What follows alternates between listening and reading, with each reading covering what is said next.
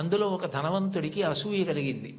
ఇంత పేదవాడు ఈయన అమెరికా అధ్యక్షుడు అవడం ఏమిటని అకస్మాత్తుగా సభలో లేచి నిలబడి, లింకన్, అదృష్టం కలిసొచ్చి ఇవాళ అమెరికా అధ్యక్షుడు అయ్యావు, నేను వేసుకున్న ఈ బూటు మీ నాన్నగారు కుట్టింది అని బూటు చూపించాడు.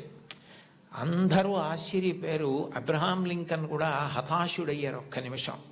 కానీ వెంటనే ఆయన తేరుకుని తాను కూర్చున్న కుర్చీలోంచి లేచి నిలబడి ముకుళిత హస్తాలతో ఆ పారిశ్రామికవేత్తకి నమస్కారం చేసి, మీరు నాకు మహోపకారం చేశారు, నేను అమెరికా అధ్యక్షుడిని అయ్యేవాణ్ణి కాను, నేనే స్మరించవలసింది మా నాన్నగారిని, నేను స్మరించకపోయినా మీరు గుర్తు చేశారు. నిజమే, మా నాన్నగారు బూట్లు కుట్టేవారు, నాకు కూడా నేర్పారు బూట్లు కుట్టడం, చెప్పులు కుట్టడం. ఎప్పుడైనా మీ బూటు మీకు వదులైపోతే నాకొక్క ఫోన్ చేయండి, నేను అమెరికా అధ్యక్షుడినైనా ఆయన కొడుకుని, ఆయన కుట్టిన బూటుకి మరమ్మత్తు చేయడం నా అదృష్టంగా భావించి మీ ఇంటికి వచ్చి మరమ్మత్తు చేసి వెళతాను, అది నా తండ్రికి నేను ఇవ్వగలిగిన కితాబ్ అన్నారు. సభ అంతా కరతాళ ధ్వనులు మారిమోగిపోయింది.